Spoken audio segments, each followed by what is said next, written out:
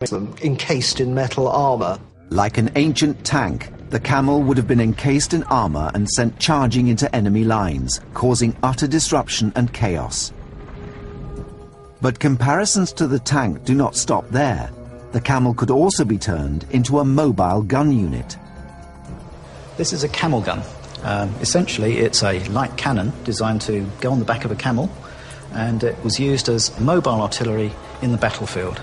It's a very successful design because essentially you can transport artillery, albeit of small calibre, over very difficult terrain quite cheaply. So it was a very effective means of bringing firepower to bear in portions of the world where such artillery wasn't expected. And it was an extremely effective tool once it had arrived on the battlefield. The Persian name for it is Zambarek, which means little wasp, which gives a very good indication of its battlefield role. Essentially, it was designed to harass and annoy the enemy, firing at them at a range where they couldn't actually respond.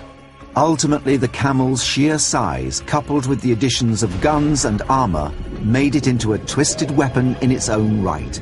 It became an integral part of the armies of the East, and would remain so until modern times.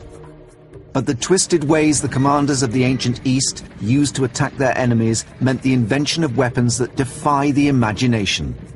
Next, ancient Indian martial artists and their terrifying arsenal of weapons. The vibrant fabric of Indian life contains a hidden thread of terrifying and brutal weapons. A throwing device that could sever a man's limb. A sword that history tells us killed 9 men in one attack.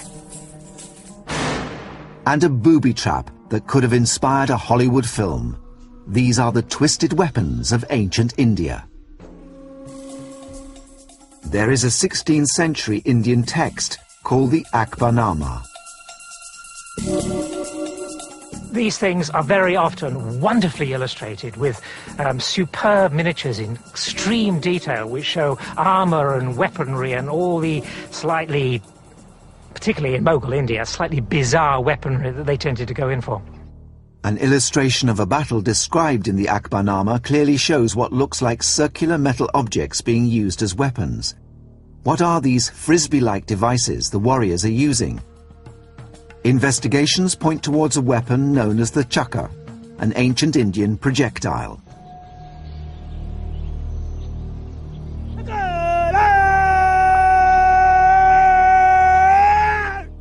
Nidar Singh is a member of the Sikh warrior tribe known as the Akali Nihang. They were the front line of the Sikh army created in the early 17th century. Akali Nihang is a traditional vanguard of the Sikh nation. They're the defenders of the Sikh faith. They were employed as personal bodyguards by the Sikh gurus and employed as guards of Sikh temples.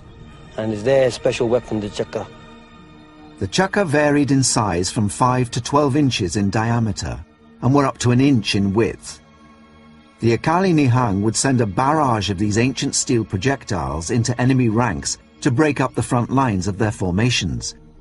Deployed in every battle the Sikhs fought for over 300 years, it was the signature weapon of these ancient commandos. So what we have is almost a flat ring. So the bottom is slightly flat, slightly asymmetric curve here, gives you a bit of airfoil, and what you have with outer edge is sharp as possible. So the idea is when it's thrown, at any single point where it touches, it will cut. So rather than a conventional throwing knife that can only do damage with one single point, the idea of a chakra is that it doesn't matter where he hits, it will do damage with. And as he spins, it digs through, cuts through. So he may hit here, but spinning, it widens the wound, digs in further. An account from a traveller to ancient India, Duarte Barbosa, reveals the startling ways in which the chakra was used. And they carry 7 or 8 of these each put on the left arm, and they take one and put it on the finger of the right hand and make it spin round many times. And so they hurl it at their enemies, and if they hit anyone on the arm or leg or neck, it cuts through all. Would it be possible for the chakra to actually sever a limb, as Barbosa wrote? In ancient times, the Sikhs would use sugarcane to test their weapons. Traditionally, they consider sugarcane to be the same consistency of bones. So even in Sikh rituals, where they do sacrifices and so on to the goddess Chandi. They employ sugar canes to represent limbs. To test the chakra, sugar cane will be used in keeping with the practices of the ancient Sikhs. Will the chakra be able to cut through a limb?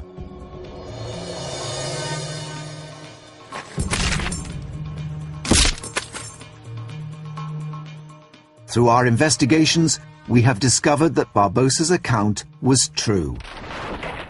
The ancient Indian engineers created a weapon capable of slicing through a man's limb. But delving deeper into ancient texts, a shocking story can be found which seems to be too impossible to be true. How did a single warrior kill 9 people in only one attack using an ancient steel whip? In searching for answers, researchers have rediscovered a martial art that was lost to the world for centuries, Kalari Payattu. The birthplace of this ancient fighting technique is Kerala in southern India. Guru Dinashan has been practicing Kalari Payattu for over 30 years. He's one of the foremost experts in the world. The 3,000-year-old Kalari Payattu is considered to be the mother of all forms of martial arts across the world. This ancient martial art has an arsenal of weapons, but there's one that is unique. It's called the urumi, a weapon made of flexible steel that is less than 1/10 of an inch thick, so it behaves more like a whip than a sword. The urumi is made from the same kind of metal used to make clock springs. Usually this metal would be softened to suit the urumi. It was widely used in ancient India not only by people settling personal differences, but also in official disputes where a warrior from either side would be chosen to battle it out in one-to-one combat. Generally, a sword can only kill a single person at once, whereas the urumi can be used to attack a number of people at the same time. This was when the weapon was most useful, when a single warrior was forced to take on several opponents. A story from medieval India illustrates this perfectly. In 16th century Kerala, the Indian warrior Thacholi Othanan and the eldest brother of 9 from a local family squared up to settle a dispute. Armed with their urumis, they engaged in battle. Othanan soon realized he faced a superior foe. In ancient times, Kalari Payattu was used to resolve a difference of opinion. The fight lasts until either warrior dies. Othanan had no choice but to retreat if he was to escape with his life. But his pride was wounded. He had to avenge his honor. Attacking later under the cover of darkness, the ancient account tells us that he killed all 9 of the brothers with his urumi. Could this be possible? Could the urumi enable one man to kill 9 single-handedly? Gurukal Dinashan has enlisted the help of one of his students to investigate the truth of this ancient Indian story. Could Thacholi Othanan have sliced through all 9 brothers in just one attack? 9 targets have been set up to represent the 9 brothers that Othanan attacked. Gurukal's student will attack them only once, just as Othanan did. In order to avoid hurting himself with the urumi, Gurukal's student must constantly twist the urumi around his body in an almost vertical plane. Using this method, as Othanan would have done too, it will be possible to test the veracity of this ancient Indian story.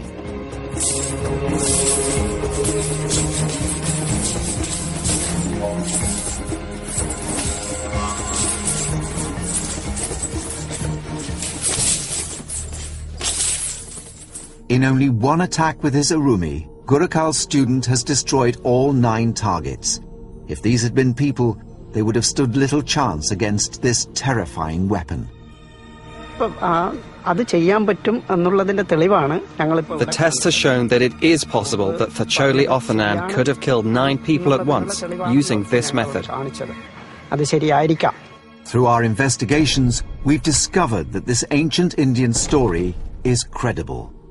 The vicious effectiveness of the urumi is such that one man could kill 9 single-handedly. Journeying deep into India's past, it's possible to uncover perhaps the most twisted weapon of all. In the early 3rd century BC, a young commander called Chandragupta rid India of foreign invaders. He became India's first emperor at the tender age of 20, establishing the largest kingdom ever to rule over the region, the Mauryan Empire. The Mauryan Empire included a vast geographical area.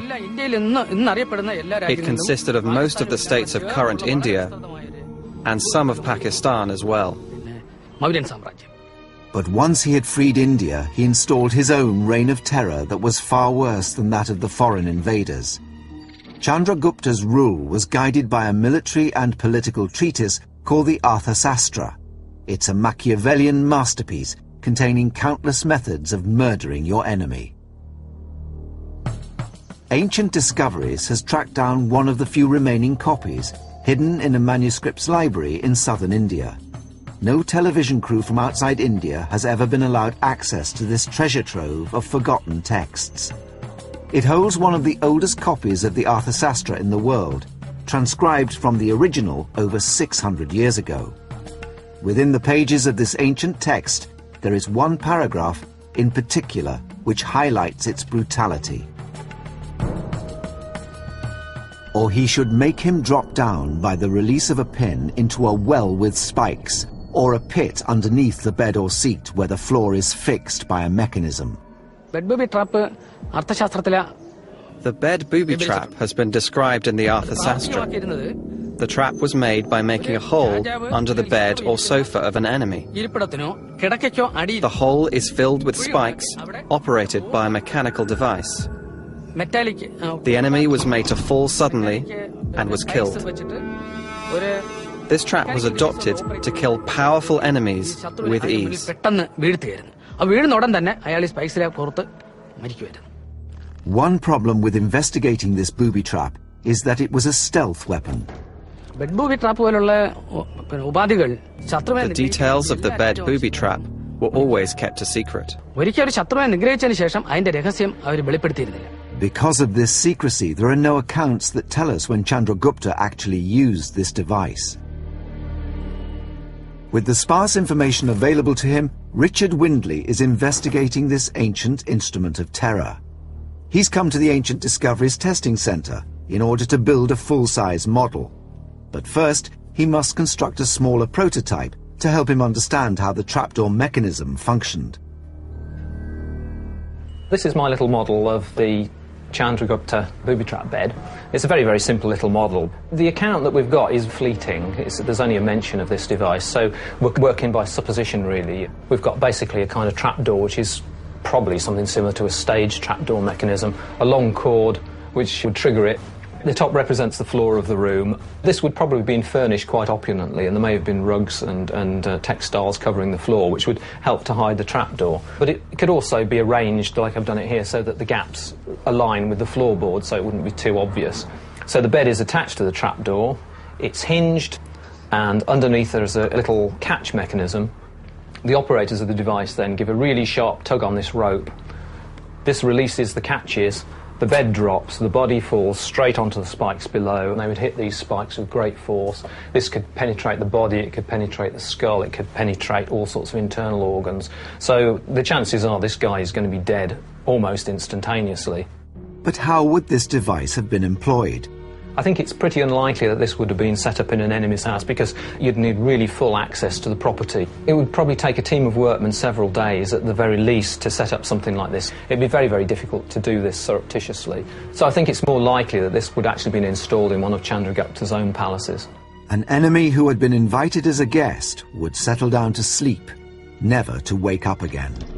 Politically, this might be a kind of expedient way of removing people. Once the trapdoor's back in place, the catches are reset, only someone inside the room would actually know what had happened, so anyone coming in perhaps in the morning would just find everything exactly as it was the previous night, but the victim has just simply disappeared. Now that he's understood how the booby trap works, Richard has been able to build a full-size replica and is going to test it out for the first time in over 2,000 years. We've had a full-size replica of the model built. The bed is a normal full-size bed, about 6 feet long, roughly 3 feet wide. We've got the trapdoor installed, and we've got a drop of about 10 feet and some very, very nasty spikes. So what we really need to do now is to actually test this device and just to see how lethal it actually is.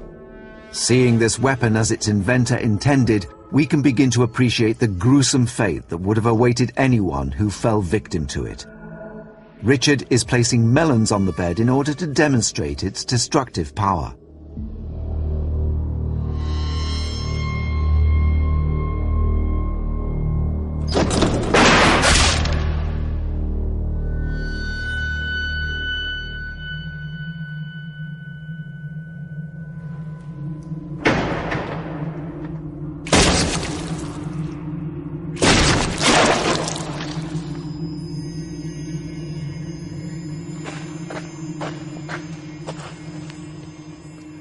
Well, really, you've only got to take a look at this horrendous mess here to imagine what this would do to a human body. It seems a pretty remote chance that you could possibly survive this. It could easily impale the skull, the major organs, it could sever major arteries. You can imagine the limbs being impaled on it. It is absolutely horrible. It doesn't really bear thinking about. The horrific death this weapon inflicted would have immediately been hidden to the world as the trapdoor was pulled shut again. The carnage below the surface would be concealed and the body removed, ready for the next unfortunate enemy of this ancient Indian emperor. Even in a time that seems to us harsh and barbaric, a device like this seems excessive. This seems to be like the product really of a twisted mind. From the deserts of Arabia to the battlefields of ancient China, our investigations into the ancient East reveal a history of twisted and macabre weapons. As explorations into these forgotten corners of the world continue, what other twisted tools of terror lie waiting to be discovered?